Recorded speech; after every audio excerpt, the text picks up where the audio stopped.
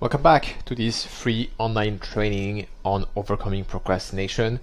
This is video number 3 out of 4. So video number 1 was why do we procrastinate? Video 2, it was powerful ways to overcome procrastination. So I really hope that you watch those two before you watch this one, because otherwise this one won't make as much sense and like you're just rushing. That watch everything, okay? So, today, as I said, we went through why do we do it, powerful ways to overcome it, and today we are going over the secret weapon.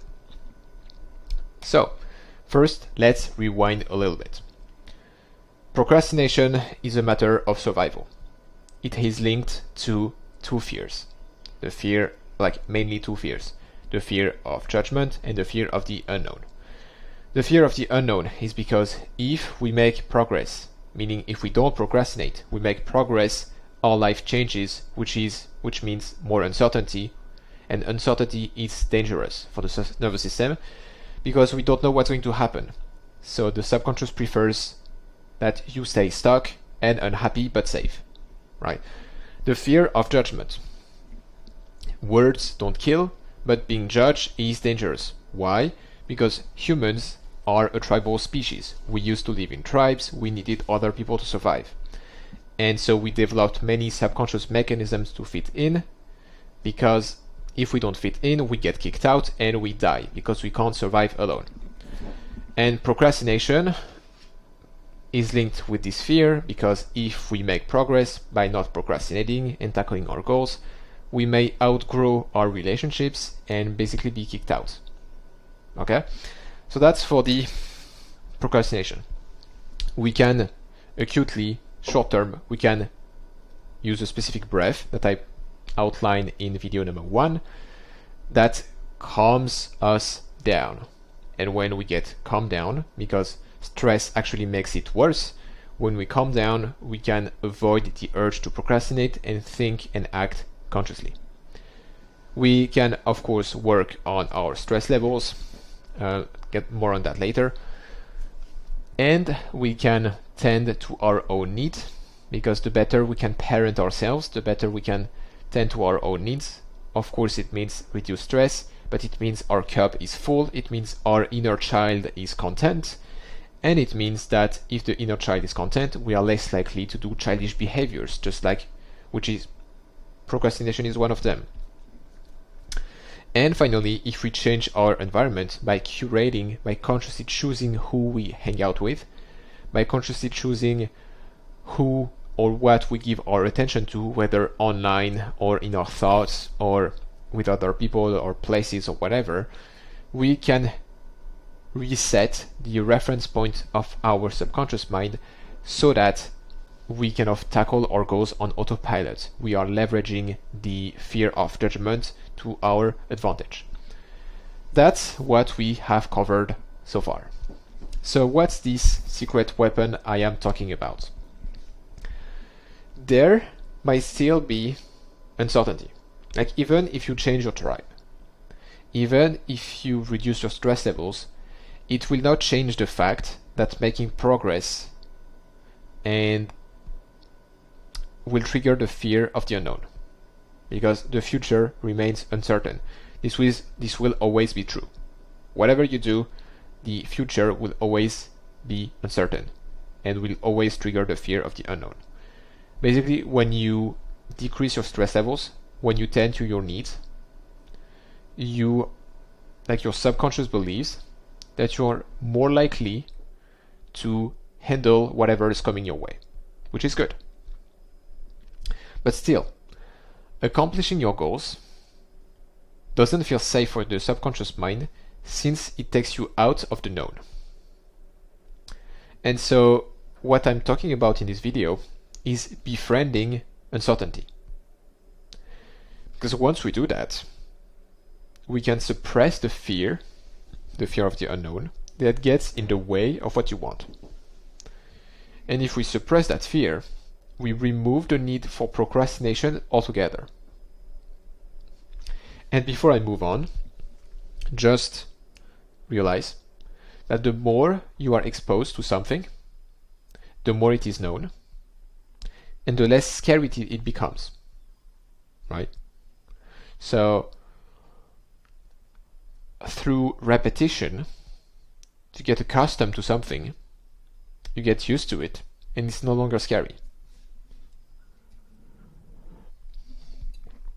And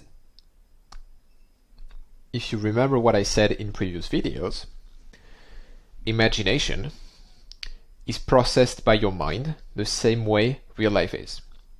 In fact, the same parts of your brain light up when we measure them. The same parts of your brain light up whether we experience something or think about it. And it's also this fact, this feature, that's behind the placebo effect. And the placebo effect is basically you receive the benefits of a drug or a surgical intervention just by believing you received it, even though it's a fake one. So for example, you might get a sugar pill, but you really think that it's a miracle drug that will treat your hypertension. Even though it's a sugar pill, you believing, imagining that it's supposed to reduce your hypertension will make your body reduce hypertension, reduce the tension. So all of that to say, imagination is processed by your mind the same way real life is. And that's what we are using today. The exercise today, the secret, is to get to know our future by using our imagination. And you hearing that might be a bit skeptical. Like, yeah, how can I know my future by using my imagination? And to that I answer, have you ever worried in your life? Have you ever worried? And most people have.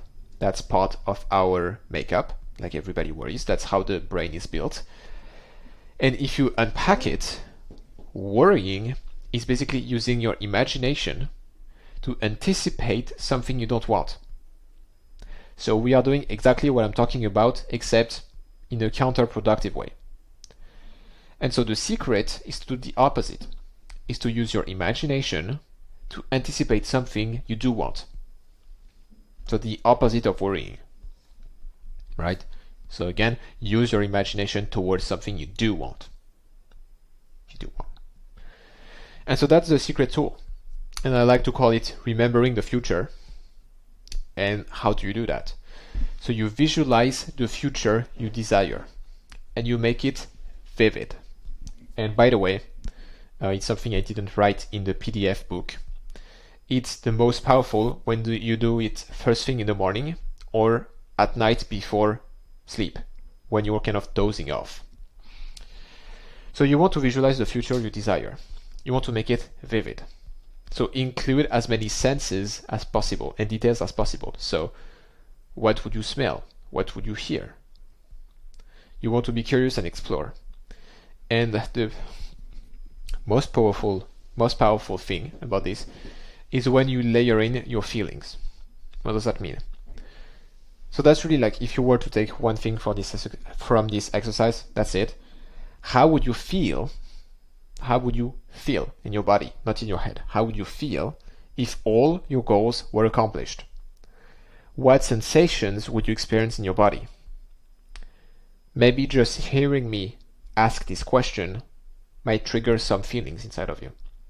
What you want is to become familiar with these feelings, and then start carrying them with you throughout the day. So if you do this exercise in the morning, upon waking up, try to feel those feelings, to really imagine how you would feel, and carry those feelings throughout the day, and let them dictate how you feel, how you think, how you speak, and how you act. And over time, you will befriend uncertainty. And again, it's a matter of repetition. So, that was the secret weapon, and I'll talk to you soon for the conclusion.